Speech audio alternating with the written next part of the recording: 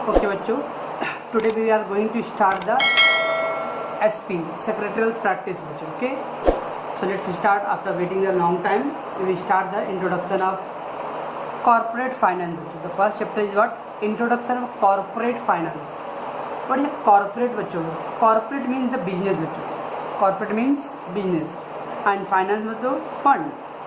ठीक है बच्चों, बिजनेस करने का एक ही मकसद है बच्चों, फंड होना चाहिए, पैसे होना चाहिए.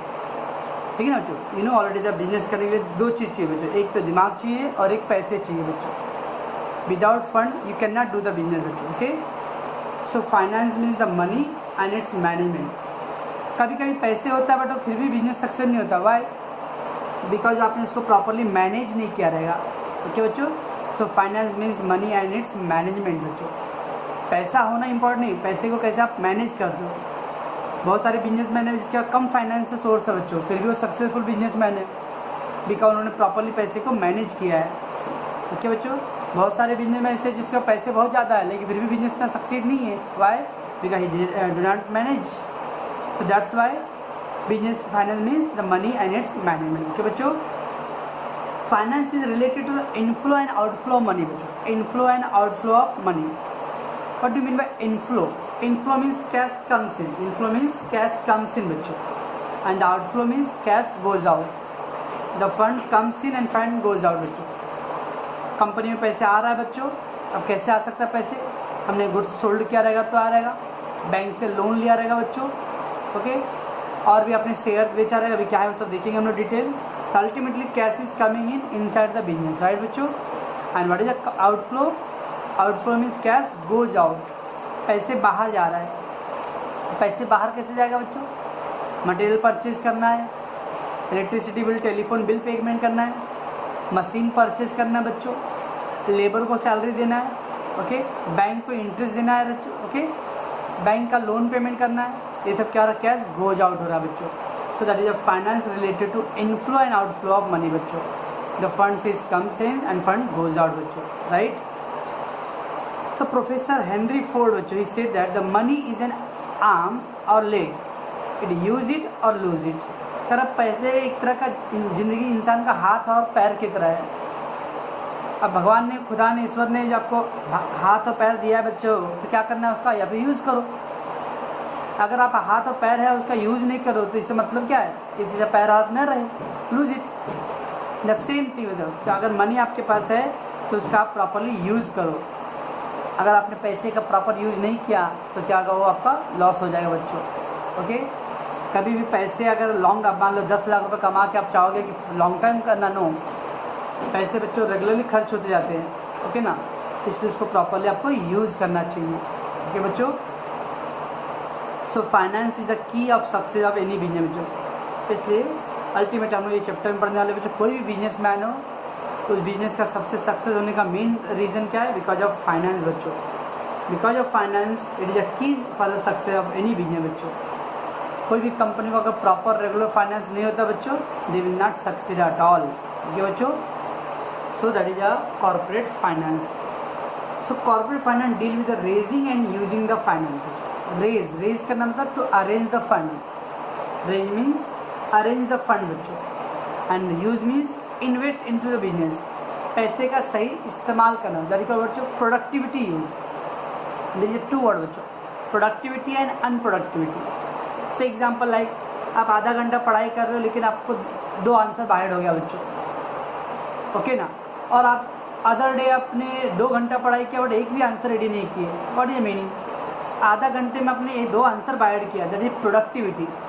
प्रोडक्टिविटी मतलब आप काम कर रहे हो, उसका रिजल्ट आ रहा है बच्चों.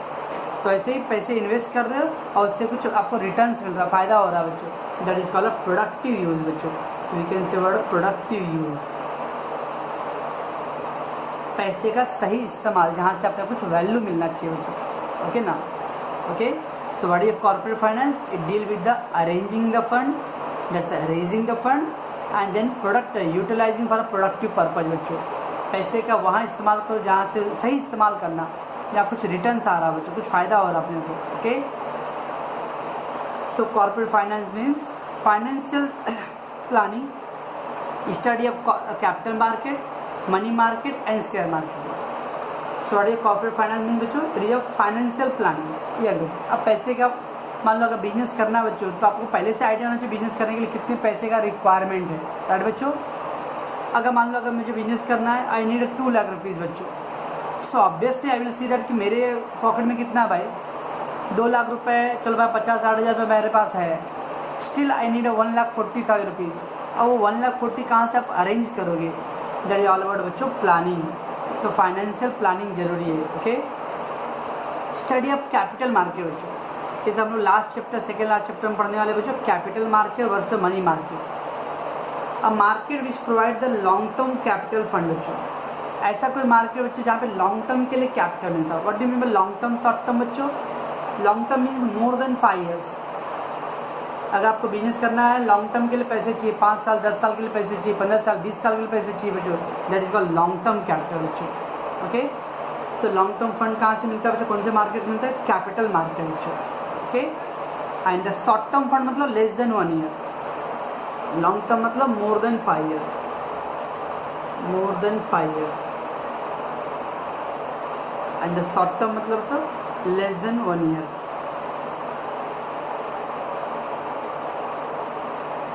ओके बच्चों, तो अगर 5 साल 10 साल 15 साल 20 साल के लिए आपको फंड चाहिए बच्चों, so we have to go in which market? Capital market. And for less than 1 year चाहिए, 2 मंथ 3 मंथ 4 मंथ बच्चों, so we can arrange the fund from money market बच्चों। ओके, तो short term borrowing and lending. Borrowing मतलब तो कर्ज लेना, lending means अगर आप कर्ज ले रहे हो तो कोई कर्ज दे रहा ना बच्चों, that is a lending. Okay, and बच्चों share market, you know already share market, stock market. Okay बच्चों, शेयर्स के बारे में हम लोग इस एसपी में पढ़ेंगे डिटेल में, डोंट वरी। सो अब तक क्या था बच्चों? Introduction of corporate finance. Finance मतलब बच्चों मनी एंड इट्स मैनेजमेंट बच्चों। कोई भी बिजनेस बिना पैसे के सर्वाइव नहीं कर सकता बच्चों। बिजनेस करने के लिए 2 चीज़ चाहिए, टैलेंट, स्किल चाहिए आपके पास, टैलेंट चाहिए और पैसे चाहिए बच्चों। ठीक है ना? पैसे है, टैलेंट नहीं है तो भी आप सक्सीड नहीं कर सकते हो, टैलेंट है लेकिन पैसे नहीं बच्चों तो भी आप सक्सीड नहीं कर सकते हो बच्चों। तो फाइनेंस इम्पोर्टेंट पॉइंट। ठीक है बच्चों, let's do the importance of corporate finance बच्चों। फाइनेंस के क्या फ़ायदे हैं, what is benefit of corporate finance बच्चों? So first point is there helps in decision making process बच्चों। ऑफकोर्स डिसीजन लेना बच्चों, पैसे कहाँ से आएगा, वो पैसे मुझे कहाँ पे इन्वेस्ट करना है, all the decision you need to be take बच्चों। और ऑफकोर्स बच्चों डिसीजन लेते समय आपके माइंड में हमेशा एक ही पर्पज होना, प्रॉफिटेबिलिटी। बिजनेस का एक ही धर्म है, प्रॉफिट कमाना बच्चों। बिजनेस का एक ही धर्म होता है, प्रॉफिट कमाना।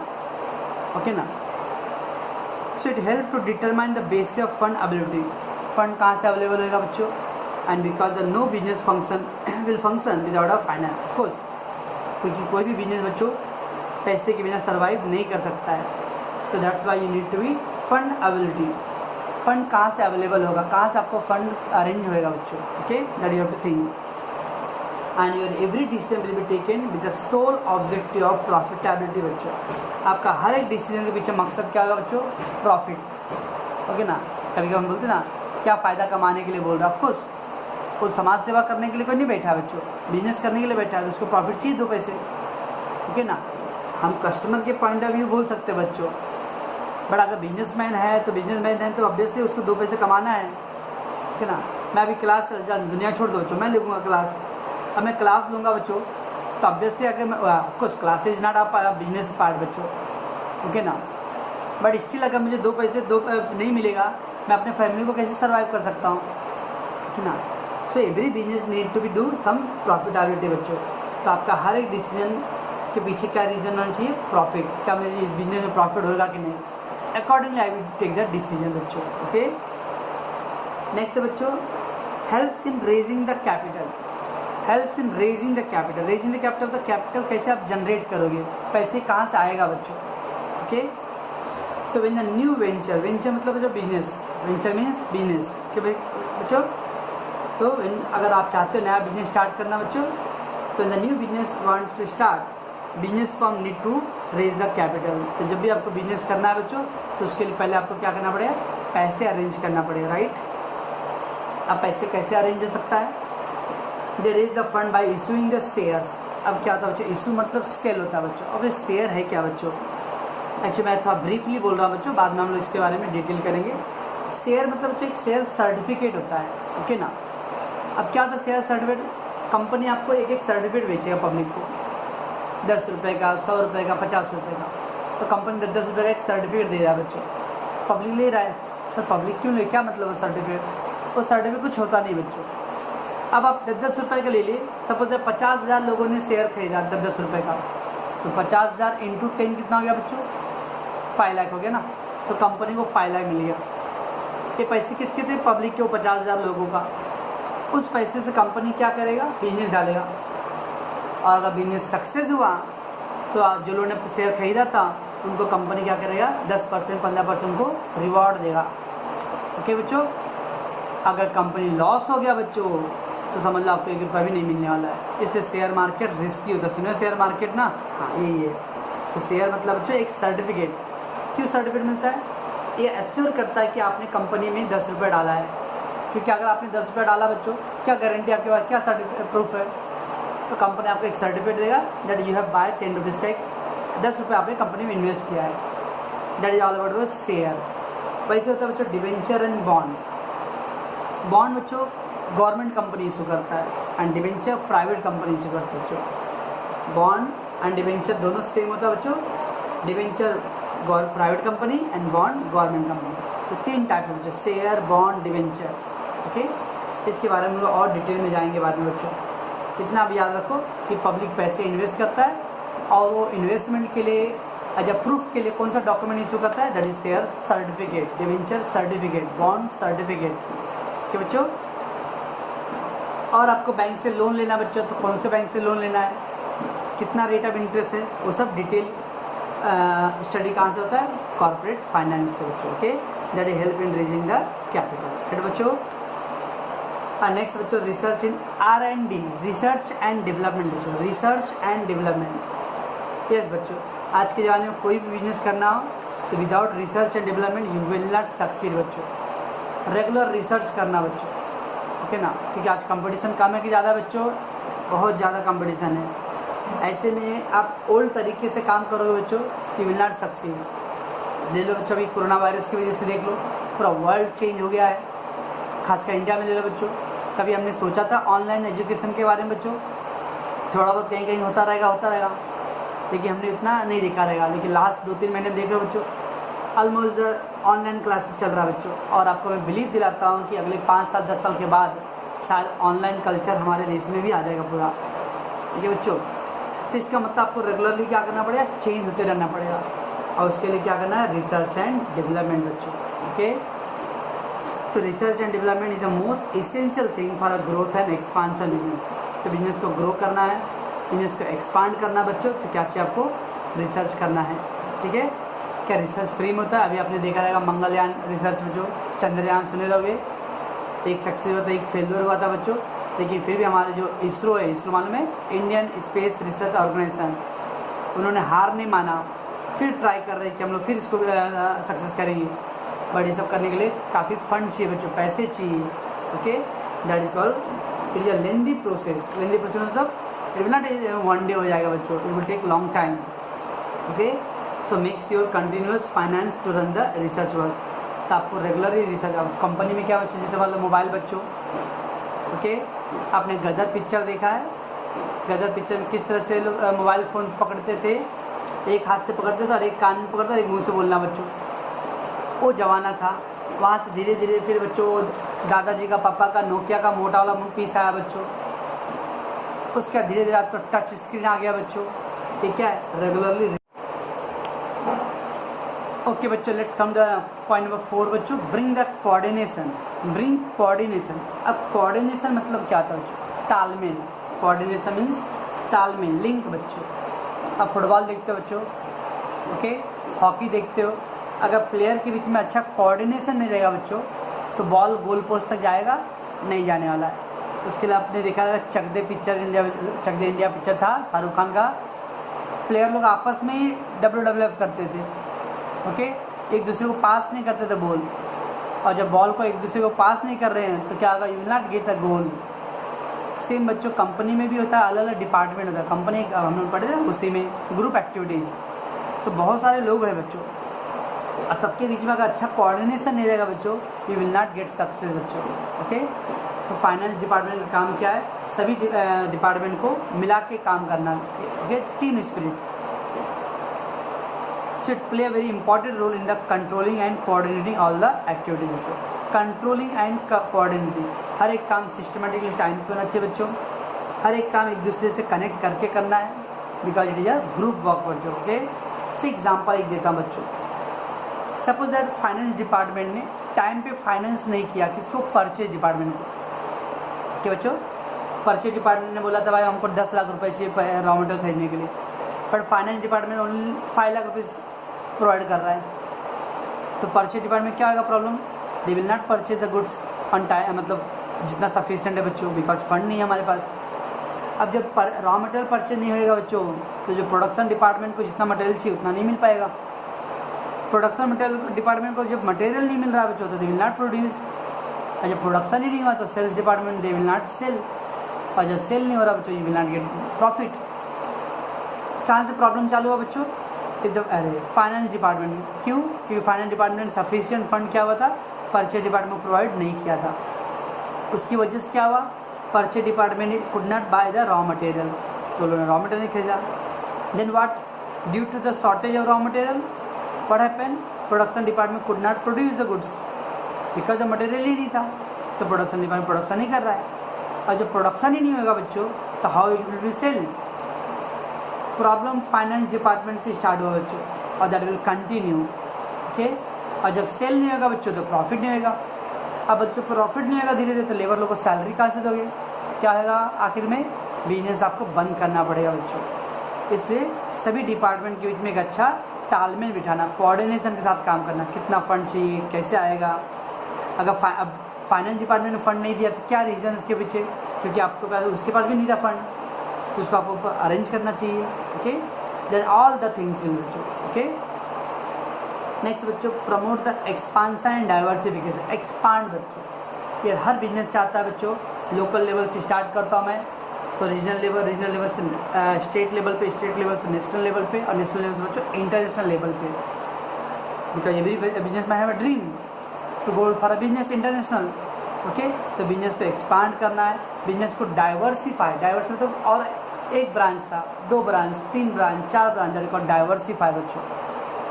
अभी मेरा एक प्रोडक्ट था, सपोज मैं कॉमर्स क्लासेज स्टार्ट किया था, I wanted to do the science classes, arts classes, that is called diversification बच्चों। तो एक्सपांशन डाइवर्सिटी की for the today's competitive era. Competitive era मतलब जमाना बच्चों, आज का ज़माना कैसा है, कंपटीशन वाला है, और उसमें अगर आपको सक्सेस चाहिए तो बिजनेस को एक्सपांड करना कंपलसरी बच्चों। ओके, सो एक्सपांड करने के लिए क्या चाहिए बच्चों, आपको लेटेस्ट टेक्नोलॉजी चाहिए, मॉडर्न मीन्स ऑफ मशीन चाहिए बच्चों, नया नया मशीन चाहिए, लेटेस्ट टेक्नोलॉजी चाहिए बच्चों। Okay, to bring the success, so for the latest technology we need a fund, और नया मशीन लाने क्या करना पड़ेगा बच्चों, नया टेक्नोलॉजी चाहिए। से बच्चों एग्जाम्पल 1962 में इंडिया के साथ वार चाइना का, सुनो ना कल चाइना इंडिया का वार का, यस, तब हमारे पास लाठी से लड़ाई हो रहा था बच्चों, we don't have a machine and technology and all equipments. Okay, और आज सुनते राफेल आ रहा है। ओके, क्योंकि गवर्नमेंट काफ़ी फंड यूज़ कर रहा है बच्चों नई नई टेक्नोलॉजी और मशीन खरीदने के लिए बच्चों, क्योंकि आज के ज़माने में आपको लेटेस्ट टेक्नोलॉजी चाहिए, पुरानी मशीन से आप लड़ाई नहीं कर सकते हो। ठीक है बच्चों,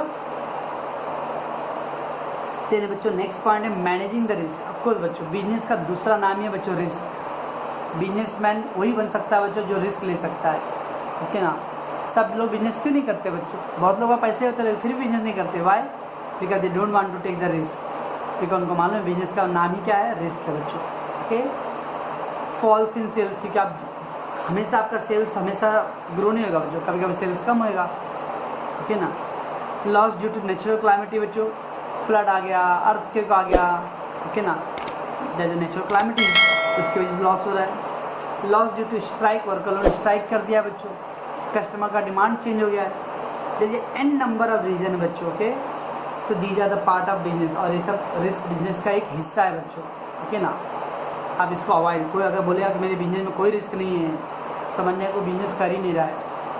ओके, बिजनेस का मतलब ये बच्चों कि आप रिस्क ले रहे हो। ठीक है बच्चों, so such risk need to manage properly with the financial aid बच्चों। अब रिस्क तो है बच्चों और रिस्क को आप अवॉइड नहीं कर सकते हो, बट उसके लिए अगर लॉस हो रहा है बच्चों तो उसके लिए फाइनेंशियल एड मतलब बच्चों हेल्प, एक्स्ट्रा फंड चाहिए अपने को ताकि आप बिजनेस को कंटिन्यू कर सकते हो बच्चों।